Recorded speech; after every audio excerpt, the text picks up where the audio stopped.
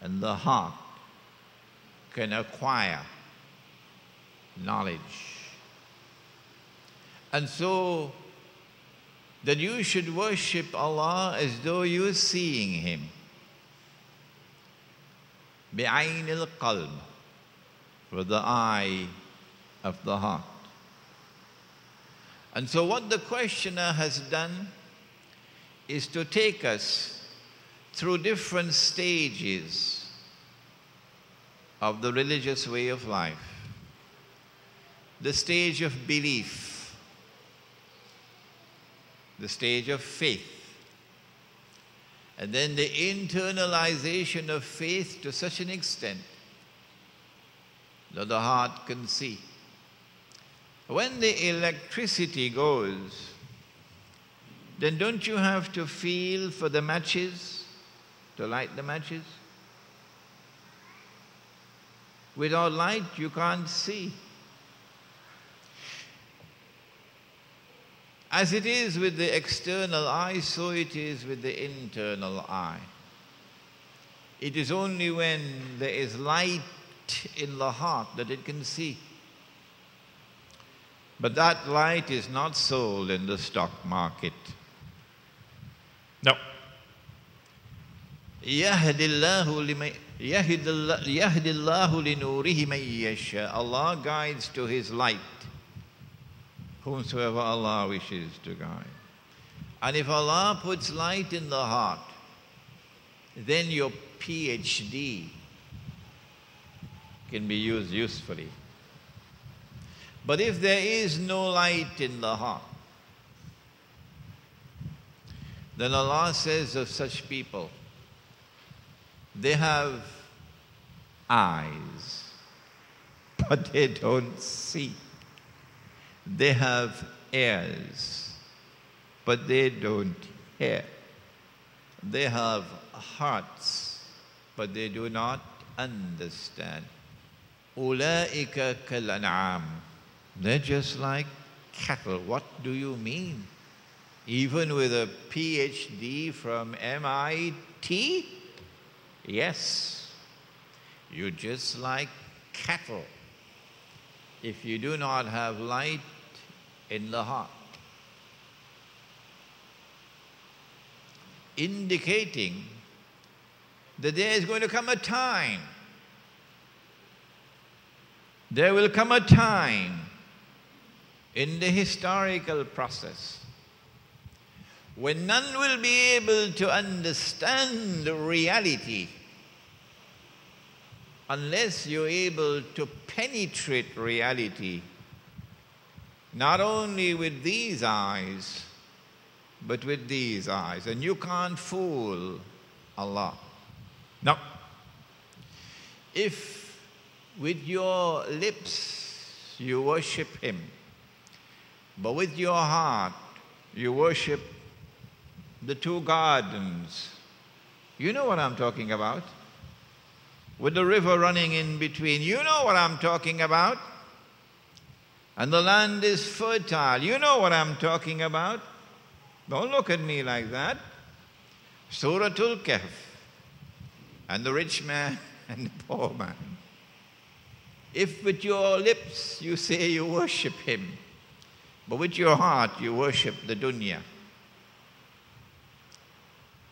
then there'll be no light in the heart.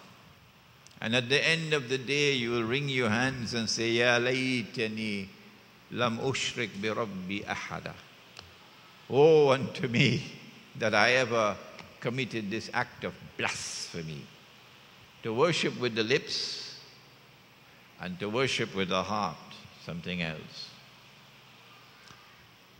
And if you cannot see me, then at least you could begin the process by recognizing that I am seeing you. فَإِن لَمْ تَكُنْ تَرَهُ فَإِنَّهُ يَرَاكَ. And so these were three questions that were preliminary to the fourth and the fifth. And these three were not by accident, they were not haphazard. They were intricately linked, organically linked with number 4 and number 5. We have to search for this system of meaning which binds together the 5. Question number 4. When will the last hour come? Oh, I see. Allah has caused this event to occur to teach us something about the last hour and about the methodology for the study of the subject of the last hour. And the Prophet replied, and he said,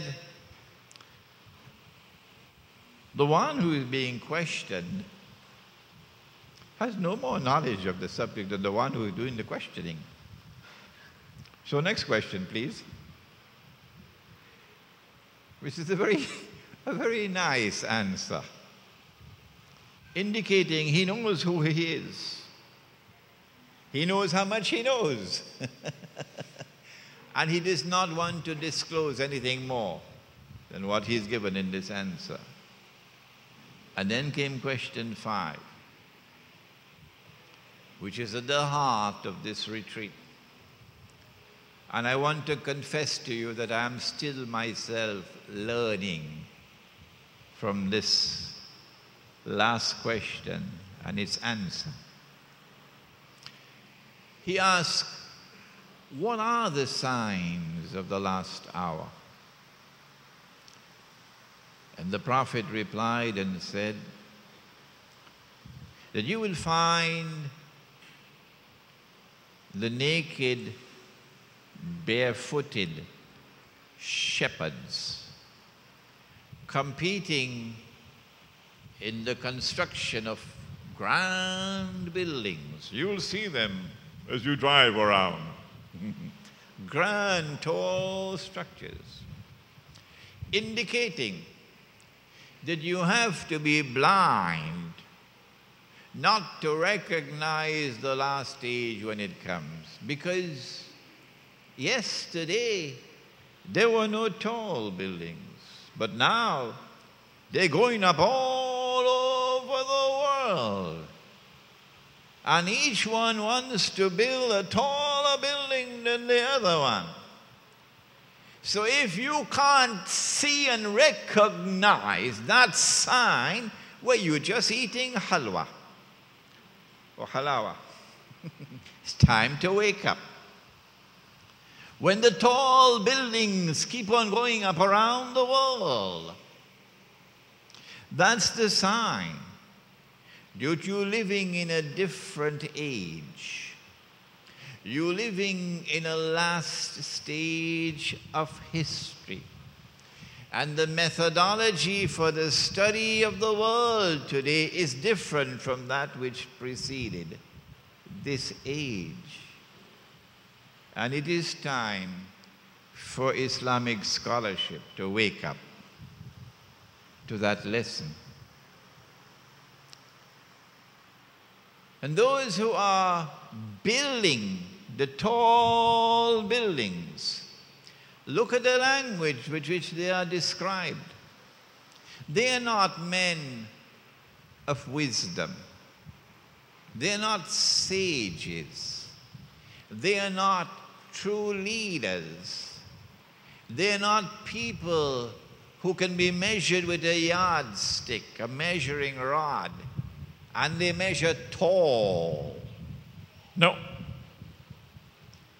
These who are putting up these big PR projects, tall buildings, they measure progress on the basis of the height of the building. They do not measure progress on the basis of integrity or character or faith or the beauty of personality. No. These are the people